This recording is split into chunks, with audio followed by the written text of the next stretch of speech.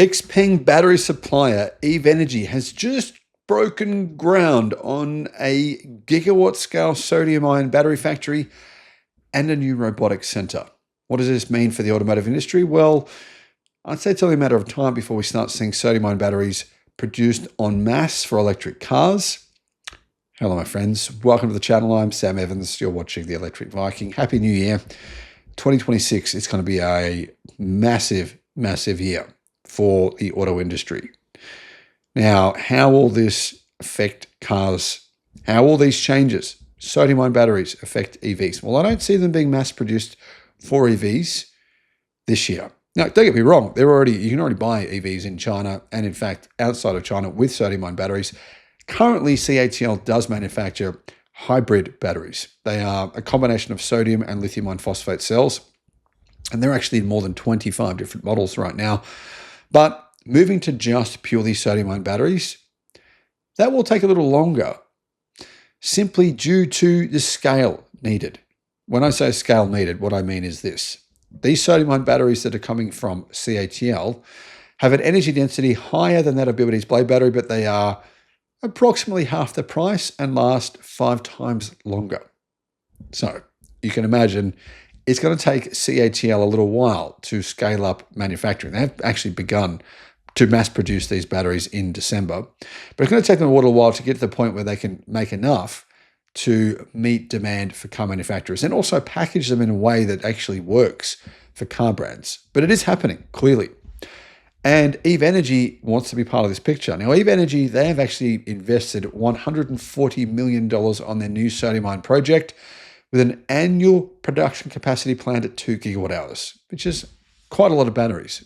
Eve Energy's new sodium ion battery project involves a total investment of $140 million US with a planned total floor area of 90,000 square meters. The sodium ion battery project has a planned production capacity that will be enough for around 30,000 electric cars. So it's still not massive scale at this point in time. It'd only be enough batteries for, say, Xpeng to make 10% of their cars sodium ion. But apparently on completion, this new factory will become China's leading base for sodium battery industrialization and the integration of AI and robotics applications.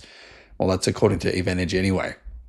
Eve Energy ranks among China's largest battery manufacturers. In November, it secured 5th place with 3.6 gigawatt hours of battery installations and a 3.9% market share.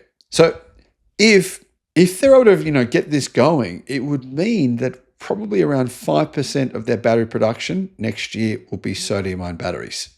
Still small scale, but you've got to start somewhere, right?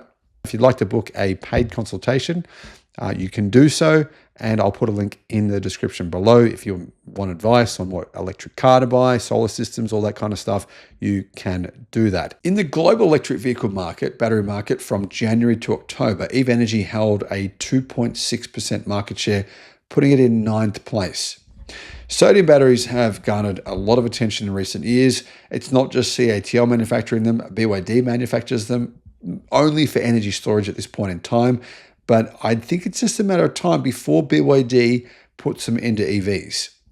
I will actually have a video up on the channel, guys, within the next week comparing CATL's sodium ion batteries to BYD's sodium batteries. There's actually quite a difference between the two.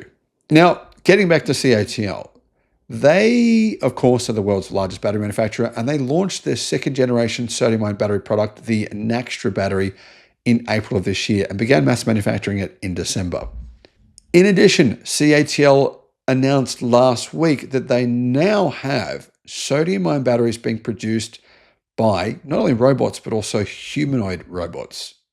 So they've removed humans from the production line and replaced them with humanoid robots, meaning the cost to manufacture those batteries is going to continue to come down. So what does all of this mean for the battery industry? Well, as I've said many times, sodium ion batteries will unquestionably make their way into EVs within the next few years. Tony Seba predicted this several years ago, and he predicted that as a result of sodium batteries going into EVs, the cost for an EV would fall to $5,000 US. Kind of sounds crazy, doesn't it? But when you consider this fact, CATL said the cost for their sodium-ion batteries will fall to $19 per kilowatt hour from approximately $55 to $60 per kilowatt hour today for lithium iron phosphate. You can see how this will drive the cost of batteries down to record lows. Now, when you combine that with the removal of humans from production lines, from car production lines, which is going to happen over the next few years, it's already beginning to happen, you'll see the cost declines continue. We're going to have this kind of convergence of cost declines. One, humanoid robots making their vehicles in the production lines, meaning essentially removing thousands of humans from the production line and streamlining costs. Things like lights. There will no longer be a need to have actual lights on in factories. Then you've got the cost of sodium-ion batteries coming down continually. The cost of lithium batteries coming down as well. And then the competition factor. We have massive scale. This year, the world is going to see 20 million electric cars produced. But when that figure hits 40 million and eventually 60 and 80 million, what that will mean is, according to Moore's law anyway, the cost of production will continue to fall drastically. What are your thoughts? Let me know in the comments. Guys, if you want to install solar panels, a home battery, or a home charger, the best way to do this for your situation is to go to the links in the description below, and they'll take you to a page where you can compare everyone.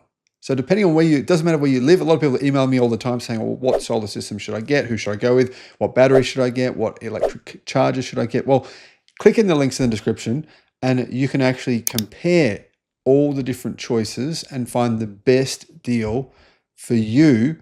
I'll put that link in the description below. Additionally, there is a battery savings calculator link and also a federal battery rebate calculator.